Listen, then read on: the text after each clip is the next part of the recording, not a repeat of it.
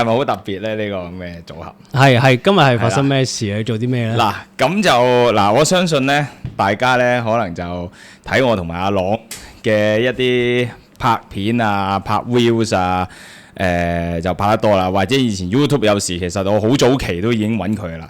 咁其實我同佢係咩關係咧？我同你咩關係？係我要講係咩關係？都講一講啦，即係咪因為好多人都即係好奇怪，哇！究竟我哋兩個係點識啊？又或者我哋兩個係點解會一齊拍片啊？咁樣樣。係。咁你有冇咧？我哋係咩關係咧？哇！咁尷尬係嘛？其實唔係好簡單嘅。我完全唔明佢點解講唔出口。即係其實我哋係中學同學嚟嘅。係啦，即係我哋係我諗係咪中四先開始？我諗都冇咁早啊！我諗差唔多成中五尾咁滯啦，係咪？係啦，應該係。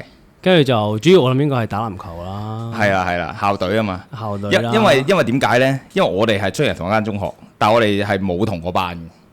其實我哋籃球隊有冇都有一齊一齊有同一時期一齊打過做過隊友嘅。係。但係都冇同過一班學生嘅，好似冇，但係都係咯，有籃球認識咯。係啦，冇錯。係咪真係籃球認識咩？淨係？好似真係。啲記憶好似打波先識。開始有少少。係啦，唔好咁快住，唔好咁快入正題住。咁咧。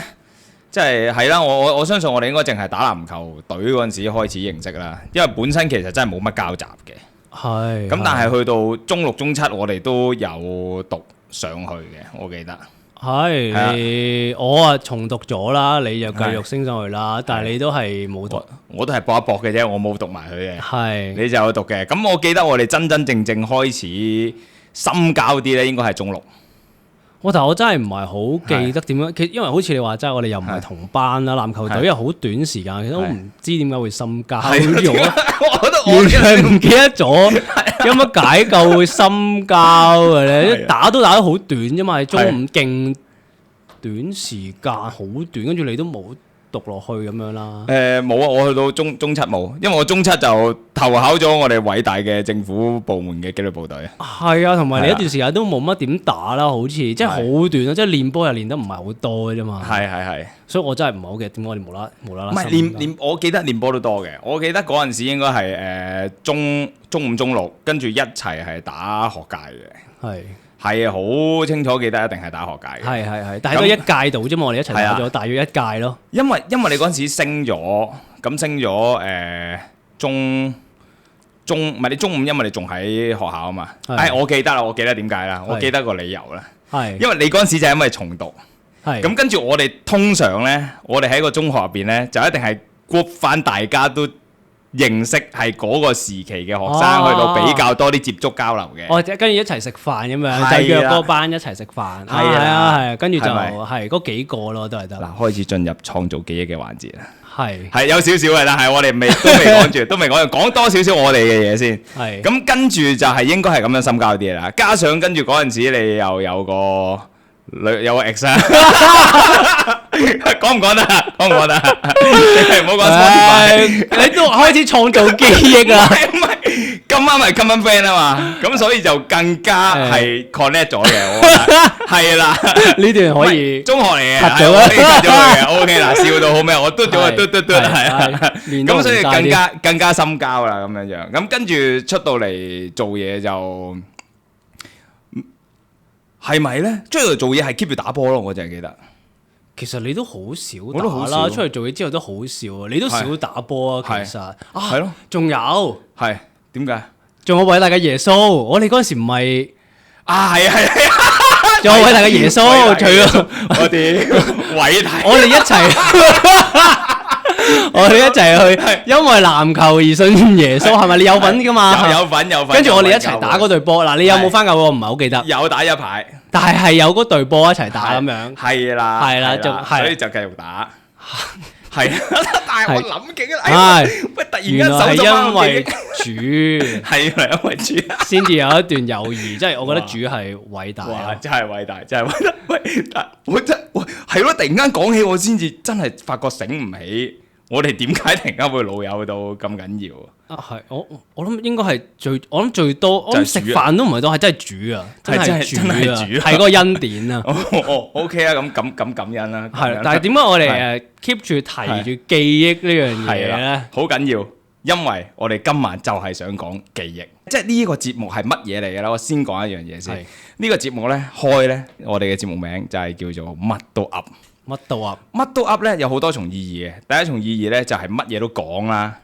第二重意義咧就係希望乜嘢人聽到我哋講乜嘢都會進步，都會提升，都會向上，甚至乎開心。個噏就係 UP up，乜都噏。所以個名大家睇到我都係會直接用英文寫乜都噏。係啦，好正面同呢個係咪好正面啊？好正面，似唔似我哋啊？係一啲正能量嘅系列嚟㗎，好正能量嘅，係啦。係。咁所以我頭先即係點解今日係想講記憶呢？嗱，頭先大家已經睇到啦。當我哋喺度討論，我哋突然間啲翻我哋係點樣認識嘅時候呢，發覺好多嘢啲記憶都錯亂咗嘅。同埋我最近最深感受嘅一樣嘢呢，係開始同啲朋友傾偈。咁而家大家都老實講啦，30歲人啦咁樣，30零歲人啦，30幾歲人啦，開始咧就發覺，哇自己係咪成日冇乜記性咧？點解有啲嘢硬係記住記下會唔記得咗嘅咧？例如有啲咩嘢你記下唔記得咗咧？即係好似譬如嗱返工咁樣，有時明明知道好多樣嘢要做嘅，記咗可能有10樣嘢，你記到7樣，有3樣咧係會去到。突然間發生嗰一下，你先記得唔記得咗？又或者呢，有一個情況，我覺得係好實在嘅，就係以前呢讀書嘅時候，我唔知你會唔會有印象記得？你可能讀由小學到中學嘅時候，你每次認識一個新嘅朋友，佢一講過一次佢個名，你之後就會記得㗎啦。喺嗰個時間，你再見翻佢，你可以即刻講到佢個名嘅。嗱，我唔知大家係咪，但係我係。我每一次喺即係嗰段時間，可能20歲，唔好20歲前，18歲之前，我基本上所有認識過嘅朋友啲名我都叫得出嘅。咁但係見到個樣我就叫得出啦。但係就到咗你而家就難記啲啦，即係見到啲新，有機會可能真係見完個新朋友，隔咗一排冇見，我係真係會唔記得。嗱咁我問你啦，嗱你話你以前細個即係認識一個人啦，你會記得佢個名啦。咁到你而家啦，你記唔記得翻你以前細個認識嗰啲人嗰啲名咧？即係你見嗱喺街度撞到佢啦，你係咪真係個個都記得佢個名咧？定係你而家已經係唔記得㗎啦？定係當時記得啫？唔係喎，會記得㗎喎。即係如果係相處得耐少少嘅，當然有個 tier 㗎嘛。即係大家有個 tier 係譬如有一堆係可能有一期玩得好密嘅，你再見翻我都會大概記得嘅。即係有啲可能數埋，可能我哋曾經有啲 common friend 打開波，其實講真，而家可能有成6年8年冇見嘅，咁我都一定會記得先啦咁樣樣。但係如果再細個啲，你話去到可能中2、3，就算唔係同校嘅，我喺出面踢波識啊打波識嘅，我都可以仲記得佢叫咩名。係啦，我都仲記得佢哋叫咩名。咁但係你話而家真係我會認識咗啲新嘅人，真係可能嗰一排。即係譬如 say 個 hi say 個 bye 啊，喂好真啊，好特別啦。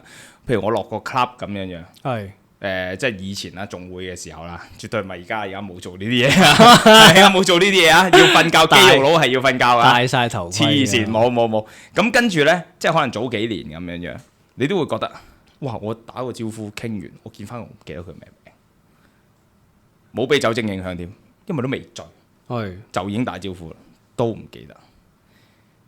所以我係發覺，究竟係而家係記憶差咗啊？咁快已經進入到去一個係過目即忘嘅退化階段啦，定係因為乜問題呢？咁樣，你有冇啲類似嘅經歷？我都係嘅，我唔肯定，我已經唔係好，其實我直頭連細個係咪真係好容易記得人名嗰單嘢我都唔肯定。但係而家確實認識人呢，有陣時真係可能我。人大咗啊！你認識一個人咧，已經唔純粹單靠個名啊，即係你認識佢其他嘢啊，好似性格點啊，個人做乜嘢啊，多過佢個名。即係有陣時介紹完，我真係可能我真係未必記得佢個名，但係樣啊，佢係做咩啊，係一個咩人啊，反而就記得清楚啲咯。但係個名有陣時真係可能唔係成日見嘅，啱啱認識嘅真係可能唔係好記得。我仲有另一樣嘢就係、我係懷疑自己有少少病嘅，即係咧我係。即係可能有啲嘢諗緊啦，要做啦，或者可能碌緊 IG 啊，或者睇緊電話、睇緊書啊，突然間醒起啲嘢嘅，突然間喺度諗啦，諗下咧，過咗1-2秒，突然之間唔記得之前諗啲咩，係超想去追溯翻之前諗緊啲咩，但係追溯極都追溯唔到，係唔知咩事，但係有一種我唔懷疑，唔知係咪病態，就要諗到為止。我覺得你呢一個 situation 啊，唔係講識人嗰個 situation 啦，你突然間醒起啲嘢，譬如我而家想同你講啲嘢，我突然間有1秒跳撚咗，我唔記得咗，我諗幾諗唔起。係。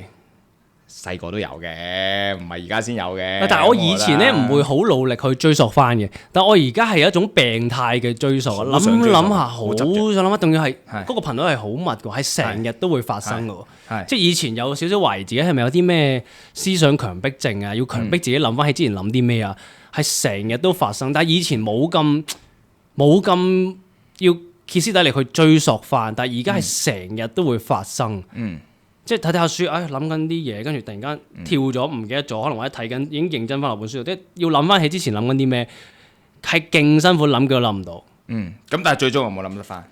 有時會諗得翻，但係你好似啱啱你講，即係記憶唔知，你自己都信唔過嗰啲記憶。即係我諗翻嗰樣嘢，你點樣證明翻你本身係諗緊呢樣嘢咧？係，你證明唔到噶嘛，因為你唔係電腦啊嘛，你唔可以攞翻個 memory 出嚟話可以睇得翻，我啱啱就係諗緊呢樣嘢。有啲嘢記憶咧就係真係滴嘅，即係不停咁樣去揾嘅，揾下你會揾到多啲嘢嘅。我覺得記下係，但係就真係好似你話齋咯，唔知會唔會係假啊，或者係咪真係呢樣嘢咧？即係同埋發生咗咁耐，即係好似講相識咁，都唔肯定我哋相識係咪真係因為咁。不過可能都真係因為即係啱啱講嘅嘢加埋咯，真係要啲時間去攞翻出嚟。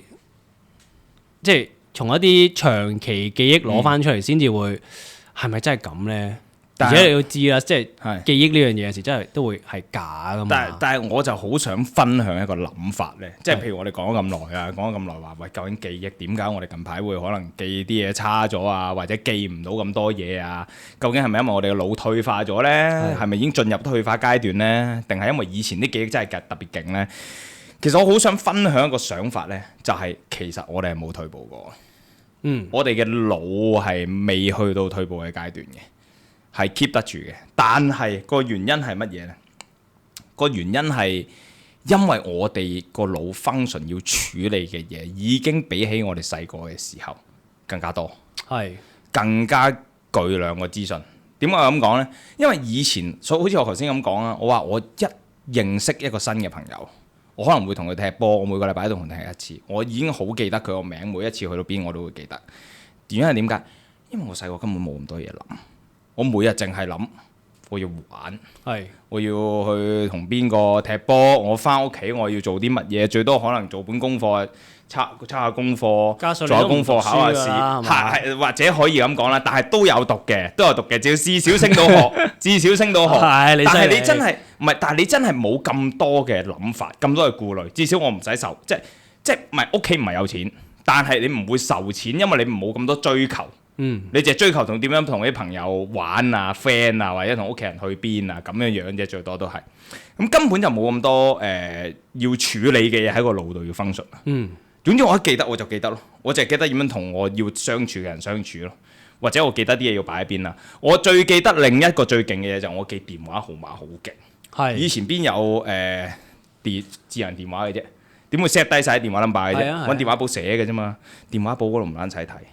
嗰陣時我如果假設嗰陣時好似我中學識咗你，我知你電話係號碼係乜嘢，我已經記得咗，我已經就咁直接可以打電話俾你。我攞屋企部電話我篤到俾你。所以我啱啱你講嘅，我都係想帶出個問題，到底關唔關一啲科技啊，或者係一啲 social media 嘅問題咧？即係好似我哋細個依賴咗。即係我哋細個，即係我哋嗰個年代再久遠啲，係真係可能要抄低個電話，打俾屋企人，真係要記咗佢電話你先得噶嘛。但係而家你唔使噶嘛，所有嘢都係入晒落去噶嘛，仲使乜記阿媽個電話啫？阿媽個電話就喺入邊噶啦嘛。咁所以關唔關嗰個 social media 或者係關啲科技？所以我覺得呢個係其中一樣嘢 part of， 但係另一樣嘢就係因為我哋而家要處理嘅資訊太多，咪就係同一樣嘢咯，即係同一件事入邊咯。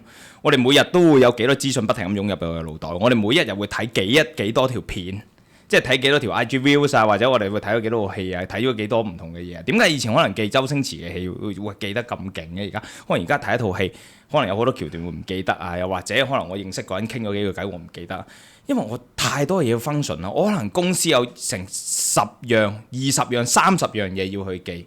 我講真，我點得閒去記住究竟你叫咩名呢？因為其實記住佢電話號碼係乜嘢？因為其實要做嘅嘢，其實細個唔好話冇啦，其實都有噶嘛。即係好似話你要讀書，或者可能打波都要有啲嘢記噶嘛。即係可能我有籃球隊練習有個係啦。咁其實都有工作有嘢要去記噶嘛。所以我啱啱想講嘅就係會唔會關一啲social media 嘅嘢，即係喂每日太多資訊性嘅嘢，即係look 個 flash 啊，哇咁多嘢睇嘅，look 個 IG，哇條片睇完一條下一條，甚至乎睇下都唔記得之前睇過啲咩，純粹就係一種係咁有一啲刺激啊、娛樂啊咁樣。咁所以係咪其實唔關嗰個年紀長大嗰事啊？即係可能而家嘅學生哥都係有咁多資訊性嘅嘢，其實同埋好似啱啱話齋嗰個電話。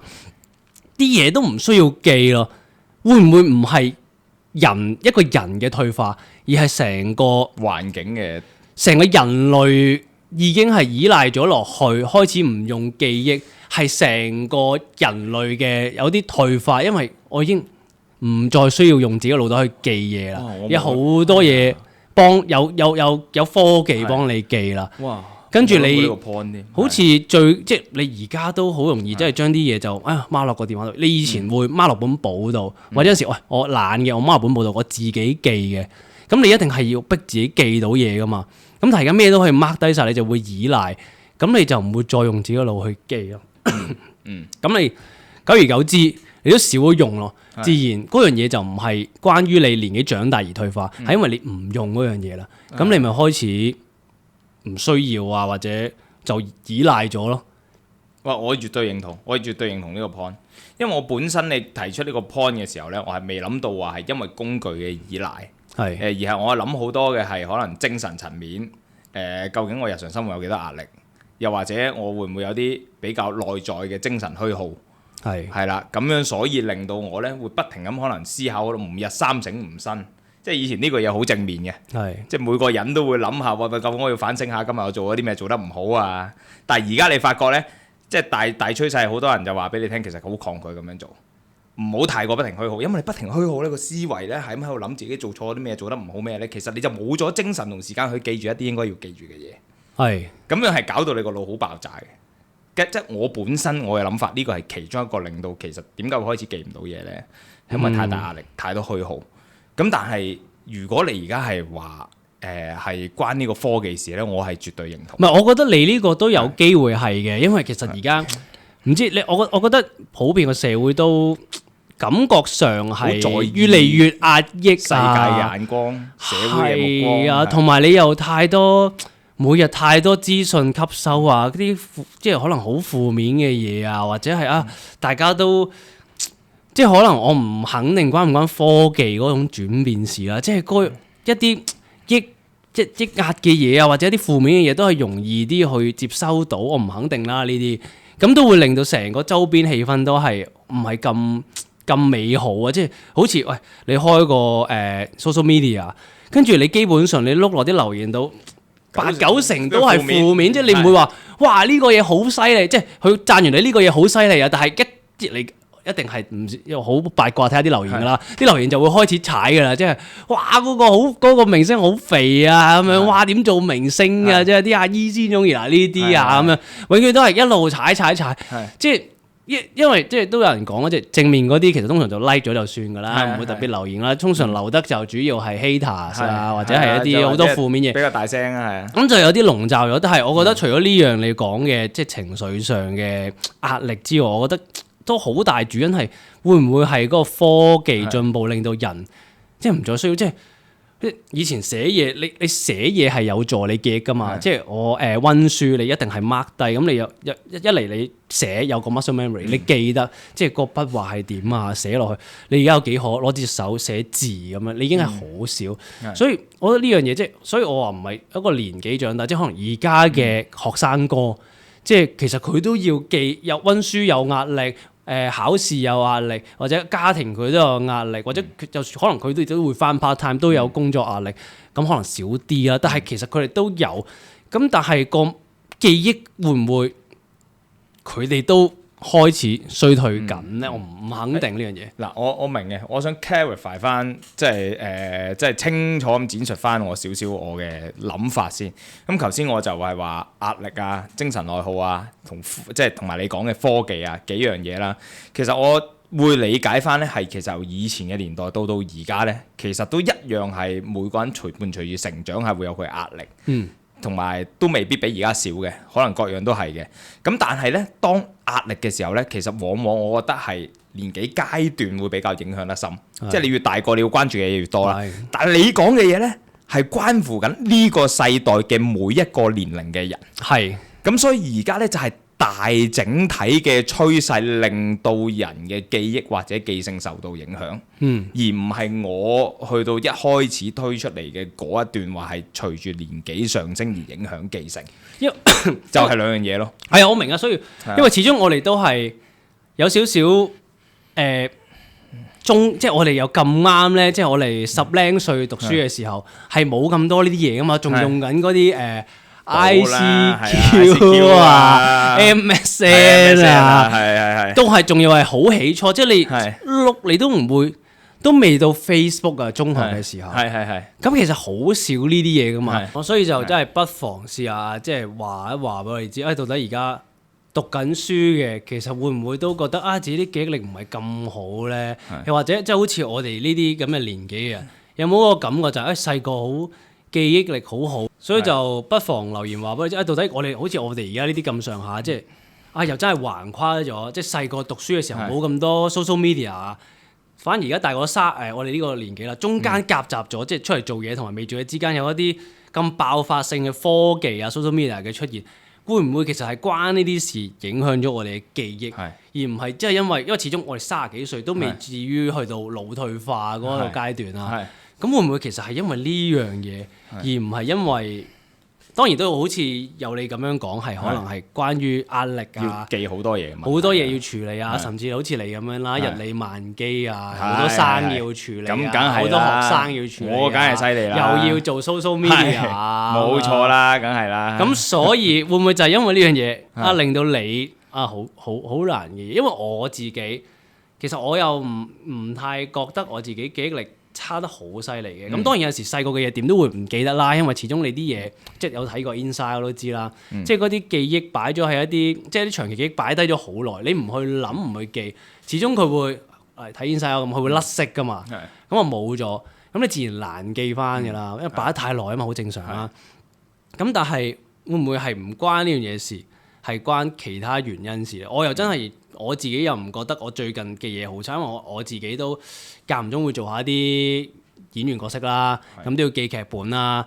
咁我反而以前初做嘅時候，我真係記劇本有啲差，因為我都未揾到究竟點樣記一個劇本。咁啊，反而而家做耐咗啦，輕鬆咗啦，做嘅時候，咁反而記劇本會易咗。咁我又唔覺得自己記憶力真係差得咁犀利。OK， 喂，咁即係如果你咁講咧，其實我哋可以開始問下你啦。咁即係話其實記憶係有方法嘅喎。記憶係有方法，記憶有方法係咩意思？即係點樣可以增強嗰個記憶嘅方法啦？即係令到啲嘢記得好啲啊！但係去到呢個位咧，呢個話題咧，即係其實我好想問你一樣嘢。你啱啱提起你做演員，你要記對白啦。但係我好想去到釐清翻一樣嘢先，就係話其實你識得點樣去記嘢，同你喺日常生活記唔記得嘢嘅記性係咪同一樣嘢？我想問你。即係你意思你意思我用演員嘅身份去記對白啦，同我平時喺生活上我記一啲生活上嘅嘢係咪有分別？係啦，咁究竟係咪同一樣嘢嚟嘅咧？我諗如果你話喺記憶上其實係同一樣，即係通常你話即係心理學角度啦，去記一樣嘢，就係其實佢而家啲論叫做theory 啦，其實都係比較似電腦，即係你感知呢個世界，即係我用視覺啦、聽覺啦或者係嗅覺啦去感受一啲嘢啦，然之後佢就會store 到你個腦度，然之後你要攞翻出嚟，就會用一個方法去攞翻出嚟咁樣，就類似一個電腦，即係擺咗喺個 memory 度，跟住再攞翻出嚟，要用開咗個檔案咁樣。咁有啲類似嘅，即係通常而家嘅普遍嘅一啲 theory 啦。咁其實你記對白，你都係睇啲文字。將啲文字可能你會有陣時有啲人會轉化佢啦，變咗圖畫啦，或者用邏輯啦去記咗之後擺喺個腦裏邊，然之後攞翻出嚟同人哋對戲嘅時候點樣用，跟住好似你生活咁，其實你都係可能我睇本書睇到啲字咁啊，你都係擺落個腦度，之後你需要用嘅時候攞翻出嚟，其實應該係同一樣嘢嚟嘅，即係以人腦嗰個function 嚟㗎。OK 啊，如果你覺得係同一樣嘢啦，咁我覺得喺個時候係一個 moment 咧，去可能同觀眾們或者聽眾們啦分享一下，究竟你係點樣去記嘢嘅咧？點樣可以令到我哋真係可能記嘢記得好啲？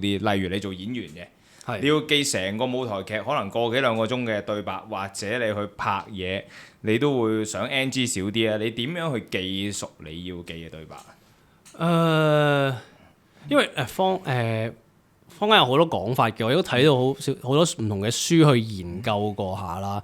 咁就通常啲人咧有一本書咧就曾經講過，記對白嘅話就死記爛記，即係因為你好中意，即係如果你演戲嘅話咧就好中意，一路記一路諗我點樣演，跟住甚至乎對住塊鏡一路背，跟住一路仲要記埋自己嘅表情。但係有本書咧就曾經講過話其實你死記爛記，將佢記到滾瓜爛熟，即係倒背如流咁。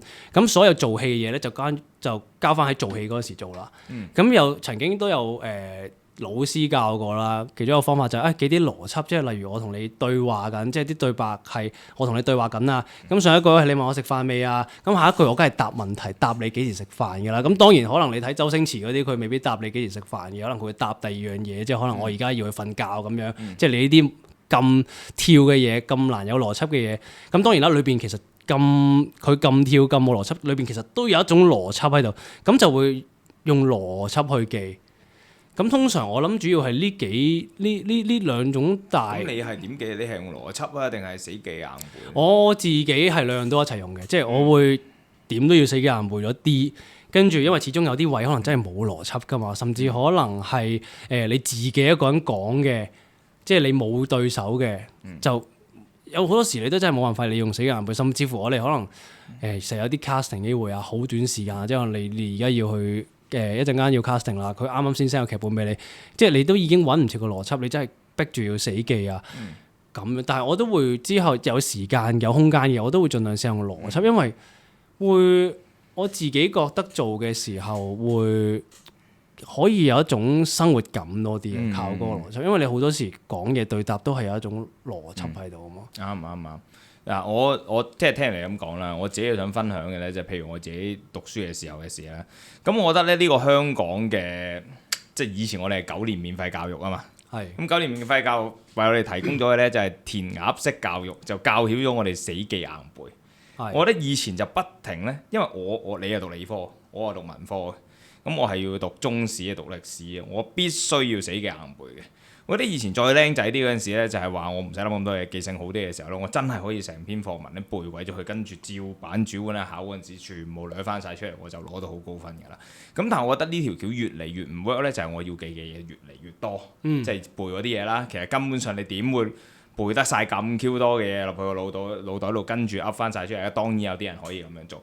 咁所以咧，跟住到有一期咧，我去再讀書、再睇呢個中史或者歷史嘅時候咧，我就會用咗另一種方法啦。就係你講嘅邏輯。你講嘅邏輯咧，就係同我自己有異曲同工之妙。我唔係叫邏輯嘅，我係叫理解。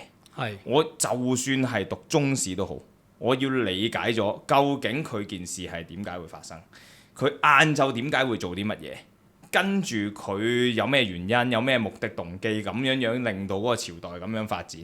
當我知道咗個邏輯之後呢，我就可以成件事默翻出嚟嘅。默得好啲嘅。但係呢個唔係成日用到，因為我自己都係比較一個讀書比較懶嘅人，所以唔係成日用到。不過當然係啦，嗰個細個教嘅教育係有陣時真係，其實佢唔會咁教你去到溫咯，佢唔會教你去到明白理解咯。係啊，同埋你細個嘅時候咧，如果嗰一本係叫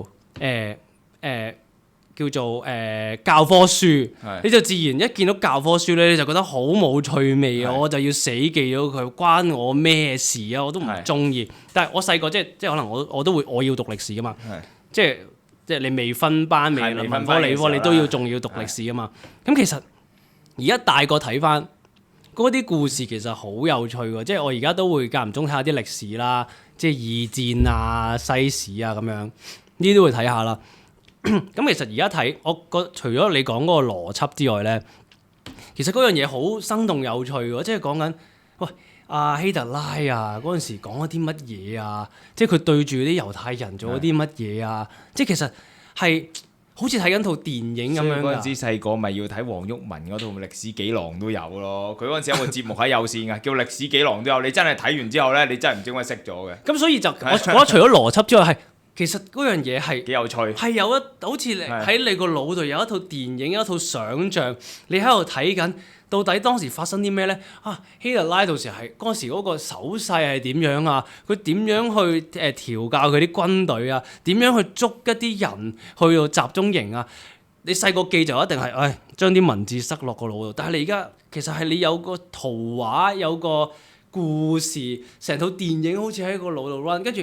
你唔知咁樣，你其實你除咗咁樣記得好啲之外咧，你都會覺得啲嘢有趣好多喎，即係你都會關我咩事咁樣，都要問翻關我咩事咧，你都會追溯翻一啲嘢，令到啲嘢其實記得。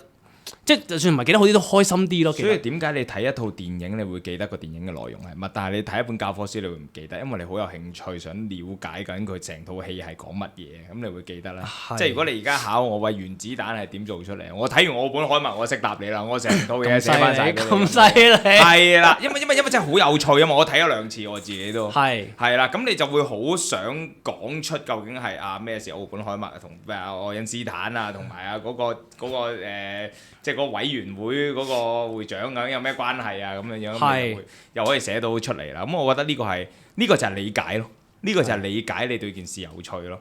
我覺得咁，所以我自己呢，我去未識得任何記憶嘅方法之前呢，我對自己最有信心嘅就係理解咗嗰樣嘢，就好似我而家做健身教練咁樣啦。我做健身教練呢，咁我要教人每一樣嘅動作啊，或者科學嘅健身理論啊係啲乜嘢？我冇可能背書咁背晒佢啊嘛。但係我就係有興趣同埋我想知道佢嘅原理係咩嘢，幫到我啲乜嘢。當我一知道嗰個原理嘅時候，我發覺其實我就好似順口開河咁，我可以照樣噏翻俾你聽係。咁但係就係首先就係一嚟就有趣啦，二嚟就係理解。咁所以我就會用理解呢個方式去記咯。咁但係呢，我呢度就想講，我曾經試過，你頭先譬如你有講過啦，圖像。或者係一啲記憶嘅方法，我就試過有一期呢，我屎忽痕走咗去嗰啲記憶法，好痕到飛起，拗到個屎忽都爛埋，係啦，就拗爛咗就去讀記憶啦，係啦，就去讀記憶法，就去咗間記憶法學校嗰陣時好出名嘅，有個女人開，我唔記得咩啦。好出名，真係好出名。佢直頭係嗰啲拍嗰啲電視幕咧，佢教你記憶法，但係你唔記得咗個女人係邊個？係真係，你淨係記得套記憶法啫。淨係記得套。咁究竟佢有個女人有冇問題咧？唔成功，唔成功。但係個記憶法成功。個記憶法成功咗，但係個女人唔成功。個女人唔成功。OK， 好，你繼續。冇錯。咁真係咧，我發覺咧，原來記憶法呢樣嘢係有用嘅。嗰啲記憶宮殿啊、圖像記憶法啊、故事記憶法啊。全部嘢唔係空穴來風嘅，全部嘢有用嘅。點解嗰啲神童去到嗰啲電視節目嗰啲位，你叫佢記咗邊啲嘢擺邊度，或者邊樣嘢係乜嘢，佢啜一聲可以記翻出嚟話翻俾你聽呢？全部唔係做妹嘅，唔係玩嘅。我曾幾何時都有一個咁嘅記憶能力，但係要練習，真係好似健身咁樣不停咁去練習。咁首先我想講講啦，譬如就係我嗰陣時用得最純熟嘅呢，就係空間記憶法。以前有一套傳統啲嘅講法就話係記憶宮殿啦，但係空間記憶法係點呢？你要幻想你喺唔同嘅場景，跟住再將你要記嘅嗰一件事物，唔係文字，你要將佢就算係一個幾咁畸形、幾咁籠統嘅文字，即係好似嗰陣時我點解會去學呢？就因為我想考消防。考消防你就係有一樣嘢，除非你真係温得好熟佢個網，我直頭有個心係，我想温到成個網我都記得晒，跟住去考。咁我真係冇辦法，我去咗學記憶法，點知真係有用。即係譬如佢講啲條例啊，話你聽話乜個消防唔可以擺喺邊度，或者係嗰條例話點樣為之犯法。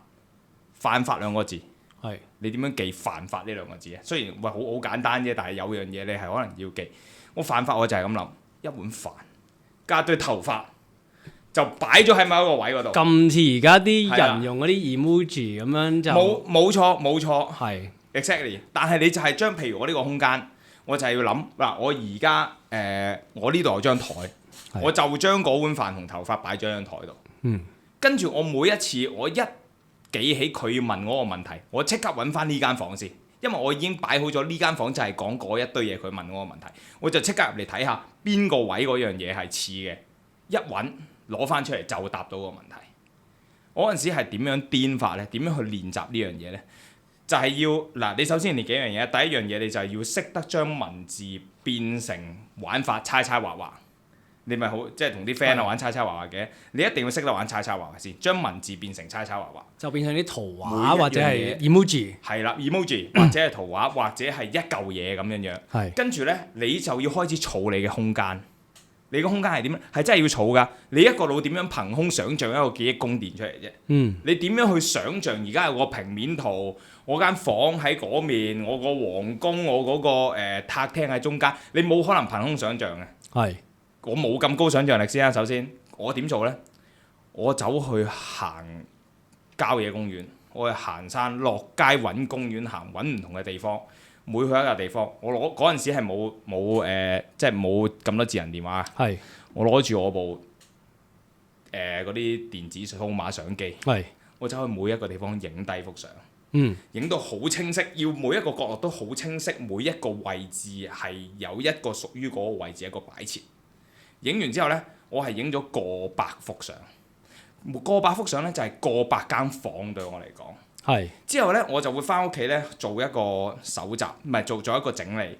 我就會圈出嗰間房嗰張相入邊嗰間房嘅物件，每樣最清晰嘅物件，寫個1，寫個2，寫個3，寫個4，我就會有晒成個編碼喺度，由第一張相嘅1號到第100張相嘅可能唔知幾多百號，我就會有晒啲 number 喺度。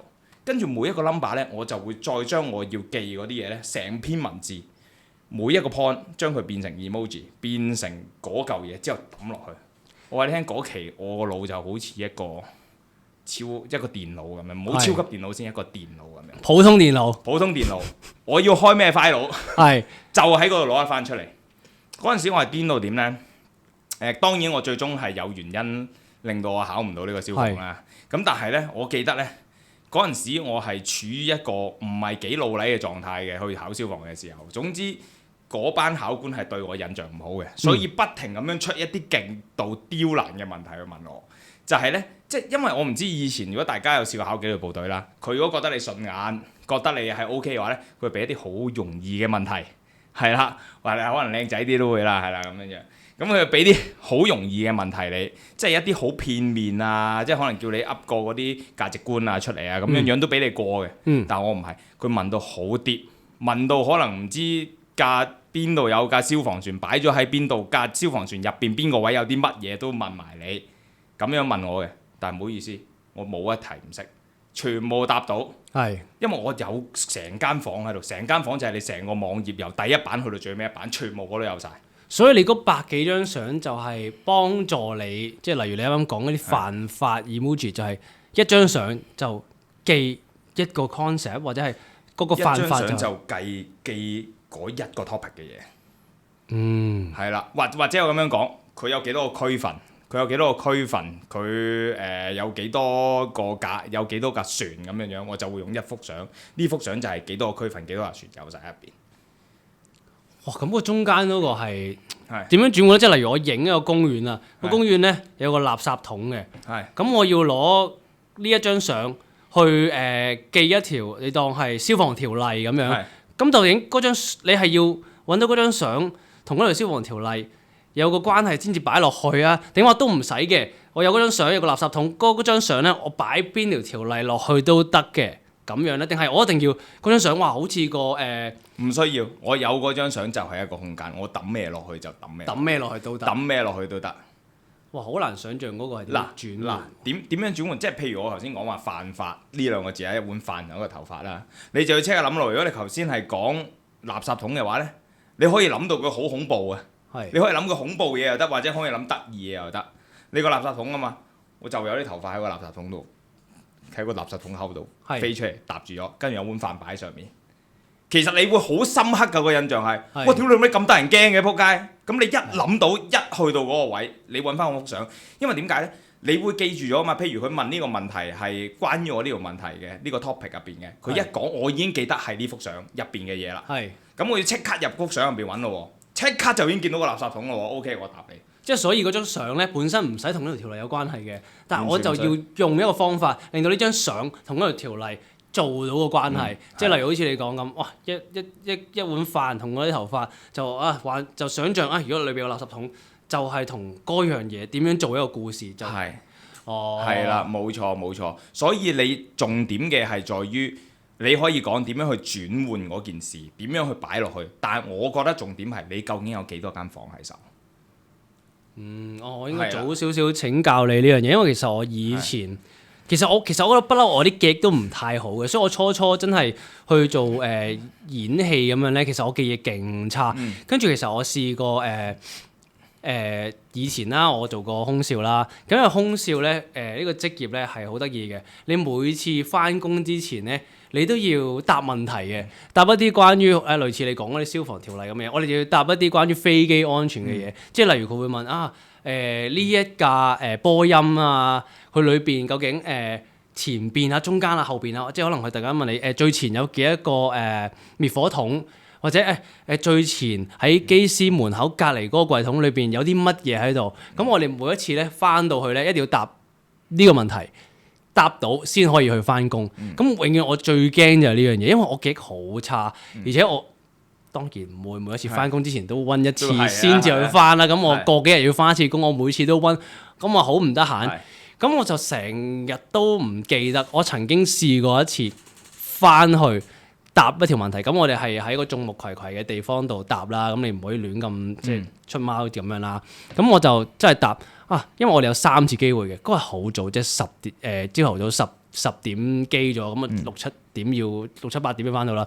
咁跟住就答第一條錯咗，哇！開始個心卜卜卜卜跳啦。第二條再錯，跳到你已經係哇睇嘢有少少眼花。第3條最後一次機會錯埋，咁你知唔知我做空少嘅時候咧？如果你3條都答錯咧，個後果都算係幾嚴重。首先嗰班機即刻唔使飛，你即刻可以放工。然之後仲有機會會有一啲 conduct issue 啦，即叫做即係可能有少少叫你翻學就叫缺點。咁之後仲會影響你未來即係升職啊咁樣。跟住再會你要之後可能你一班長機嘅話，你要成班機冇咗錢，即係可能俾晒啲短機你，令到你人工少咗咁樣。咁後果好嚴重咯。所以當時如果我問咗你請教你呢樣嘢，可能我就會記得好啲，就會舒服啲。係啦，唔係你再咁樣講，我又要兜翻轉頭。如果我細個已經識呢個記憶法啦，已經係狀元啦，我已經係狀元啦，我已經係哈佛大學。因為你諗下記憶法呢樣嘢咧，喺香港咧真係無撚敵嘅。我想講係香港呢個咁嘅填鴨式制度嘅教育制度，就係要你乜撚嘢都塞晒入個腦度啊嘛。而家我揾到個 hack 嘅方法。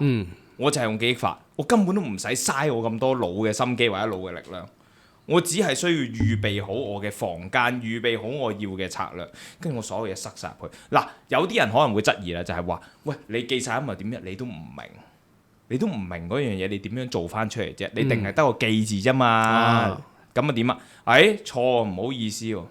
其實記憶就係能力嘅最大輔助者，因為當你嘅記憶好似你咁話齋，你頭先演員講一樣嘢啦，死記硬背。如果你真係已經背熟晒所有嘅嘢嘅時候，跟住你只需要 focus 嘅就係你嘅演繹方法，因為你已經全部記熟晒啦嘛。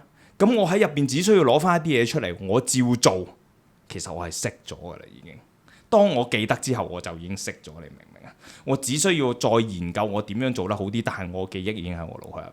所以嗰陣時我去考消防或者同啲人去到傾啊，即係去研究啊，因為我哋嗰陣時有啲 study group，大家一齊互相幫助去考嘅。有啲人就係話：喂，你講就講俾我聽啫，你知唔知你講緊乜嘢㗎？你明唔明啊？我講到我明咗，即係我不停咁講，不停咁攞記憶出嚟講到明咗。所以如果喺呢個教育制度底下，我哋係可能由好細個，我哋已經識得記憶法嘅話，一嚟我哋唔需要太大壓力。即係我哋唔需要太大壓力話，我哋要付出好多嘢，我哋要記好多。如果你老味啦，記嗰少少嘢啫嘛，我攞幾間房出嚟，塞晒入去，我已經全部都記得啦。我已經全部都搞掂晒啦。咁樣做乜嘢？我點解我仲要咁大壓力去日日驚要記啲乜記啲乜咧？認唔認同先？認同嘅。雖然首先我唔肯定我記咗係咪代表我理解咗先啦。但係如果你真係以一個考試嘅角度，即係可能我DSE 10科 A 係啊，即係你考試嘅角度，其實我唔需要明都得噶嘛。講真，有幾多人即係讀嗰樣嘢會做翻嗰樣嘢？有好多人都唔會係噶嘛。即係純粹係應付咗嗰個考試啫嘛。即係可能我細個讀嗰啲嘢，其實我而家都唔記得晒㗎啦。咁其實但係你攞咗10科 A。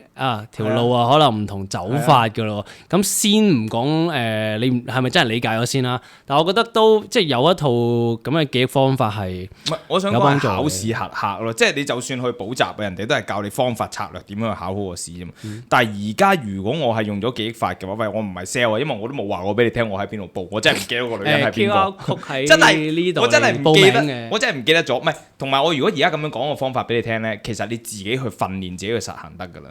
其實你真係知啊嘛，我真係影相，我自己去實行，我點樣做，點樣去轉翻啲嘢咧？其實你已經用一個記憶法嘅啦。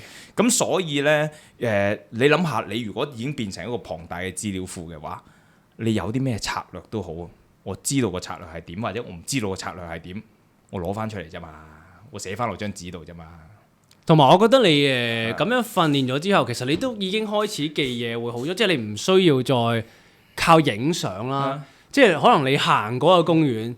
又係見到嗰個位啦，見到嗰個垃圾桶啦。你見慣咗咯。係啦，你已經唔需要，即係你記嘅時候，你都唔需要抄翻張相出嚟望一望先噶嘛。即係你其實你已經係即係你學咗呢套嘢嘅時候，其實已經係幫助你去理解一啲嘢或者記一啲嘢，點樣去輔助去記嗰樣嘢咁樣。所以人腦就好似肌肉咁，你只需要鍛鍊佢，佢就會有嗰個能力喺度。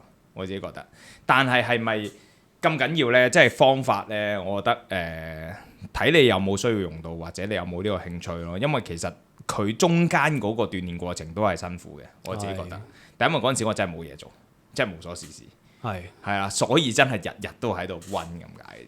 真係一個輔助咯，即係好似即係如果你真係講唔係學生啦，出咗嚟做嘢啦，其實冇乜機會用到㗎。睇你做邊行，即係例如可能律師可以。律師或者好似我話我以前做空少嘅，你真係要記嘢嘅，你咪用呢啲方法咯。但係好似做一啲唔需要話成日要死記硬背一啲嘢啊，或者一啲條例法例呢咁 factual 嘅嘢，其實都未必用得着嘅。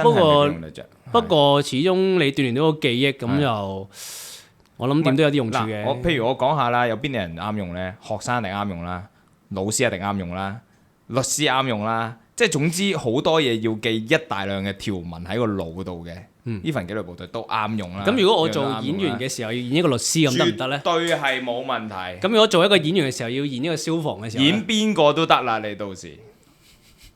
OK，係啦，真係你乜都記得喎，你仲可以演邊個啊？毒舌大狀4嘅時候係啦，就可以用得着啦。阿朗。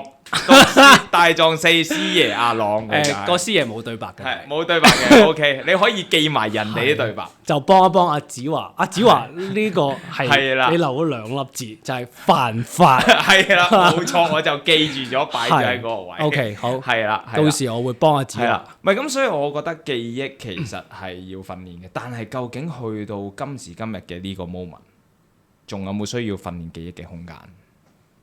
我覺得最尾我哋可以嚟個深入，就係講下究竟去到呢個 moment，我哋仲有冇需要訓練記憶嘅空間？我就覺得即係好似你啱啱講啦，即係除咗話係一啲專業人士啦，佢需要真係記一啲好 factual 嘅嘢啦，學生啦咁樣，可能要鍛鍊下，可以用嚟有啲幫助之外，好似如果真係唔係好需要記呢啲嘅人咧，即係例如我而家有部電話，其實咩都可以擺晒落去，即係有啲咩問題，我又揾阿 GPT 先生又可以答晒你，即係其實好多嘢你已經唔係好需要去死記硬背落去，好似對於我嚟講又暫時唔太大幫助咁樣咯，感覺上你自己咧，因為你嗰行你都係其實你有嘢要記噶嘛，係嘛？其實都唔使嘅。唔使，唔係其實唔使特別，即係可以記嘢。其實即係好似而家咁，譬如果就算你話公司嘢啊，其實 mark 低寫低之後，每次攞出嚟睇翻，今日要做啲咩，其實都記晒講晒。又或者你可能就算你要同學生約堂啊，或者做啲咩，其實你都基本上寫低嘅時候都記晒。係啊，即係而家科技咁方便，所有嘢又有到唔同 Apps 啊，幫你記日程啊、電話號碼，你都唔需要自己記㗎啦，即係擺晒落去，甚至乎喺掣都唔使撳啊 Siri 出嚟幫我點樣，甚至乎再未來啲，基本上可能已經即係記憶呢樣嘢，其實可能已經唔係太過重要啊。加上即係我越嚟越覺得咧，即係如果大家有睇嗰啲咧Black Mirror 嗰啲咧，即係開始已經可以錄喺個腦入邊。即係一嚟可以錄，係可能因為未來有啲科技，即係你已經係錄咗，即係塞粒，即係擺粒嘢喺度，你已經將你嘅嘢記晒喺度，即係你喺世界感知嘅嘢已經記晒喺度，即係你需要嘅時候喺呢粒嘢裏邊就好似電腦咁攞翻晒出嚟咁樣，基本上你已經好多嘢輔助你，所以唔需即係已經唔係咁重要啊嗰樣嘢。甚至乎即係可能哇！而家好多刺激，即係睇啲social media 啊，睇唔同嘢，即係你已經開始分唔到邊啲係真定假，甚至乎嗰個真定假係fresh 人講啲嘢啊咁樣，係咪真係一個人講嘅咧？即係最近有好多研究啦，其實講嘅即係喺 Twitter 裏邊，即係因為通常都係喺外國做啦啲研究，咁佢哋研究 Twitter 啦，其實基本上。關於一啲 topic 裏邊係可能有7-8成其實唔係一個人講嘅嘢，係一啲機械人發表出嚟嘅言論去帶風向咁樣，甚至乎裏邊有一啲言論都唔係真嘅嘢。咁你已經係一個唔知真假嘅世界度，你記到又點啫？都唔係真嘅嘢，你記嚟做咩咁樣？所以已經個記憶有冇用都好，即係可能記嘅嘢都已經係唔知有冇用咁樣。唔係點樣講咧？我係一半同意，一半唔同意。我自己覺得，因為個問題係，我覺得如果工作上嘅記憶，當然你記得你好好，因為你其實已經有好多唔同嘅科技去到幫自己去到記住某一啲嘢。但係呢個係講緊工作上或者你嘅處事事業上。但係我覺得記憶對人最重要嘅嘢係一個人嘅塑造。你如果冇記憶，你個人就唔會成為你今日呢一個個體一個存在，因為你所有嘅嘢，無論你嘅性格啊，好似雖然有啲人講啦，我覺得個議題可能就翻到去跌咗少少去第二度啦，即係可能一個人話喂，性本物係一個人天生就已經有嘅一樣嘢嚟嘅。咁但係呢，我覺得成長嘅經歷、成長嘅環境、附近嘅氛圍，所有嘢都係影響一個人嘅成長。但係呢啲嘢通通我哋可以歸類為記憶。如果你冇呢啲記憶，你又點會成為而家嘅你呢？你每一樣嘢都係。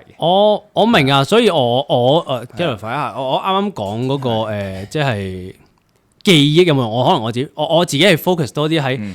即係一啲關於工作嘅，因為你好似你講一啲塑造嘅嘢啊，即係可能一啲個人閲歷啊，同屋企人點樣相處啊，去咗個旅行好正啊，記住佢啊，嗰啲嘢我唔使好刻意啊嘛，即係嗰樣嘢你會 enjoy 㗎，即係嗰樣嘢你唔會特登我要 mark 低佢。不過有啲人都會最尾科技咁發達嘅時候，你話個個人都係依賴嗰件事，即係依賴，即係譬如我黑鏡有一集就係你個腦就係一餅錄影帶，你下下你就唔再記住每一個 moment，你就係每一次都係諗住攞餅錄影帶嚟睇翻你嗰陣時發生過咩事。其實呢個依賴係絕對會影響到你一個真實嘅實在記憶㗎。其實你會可以慢慢開始乜嘢都唔記住。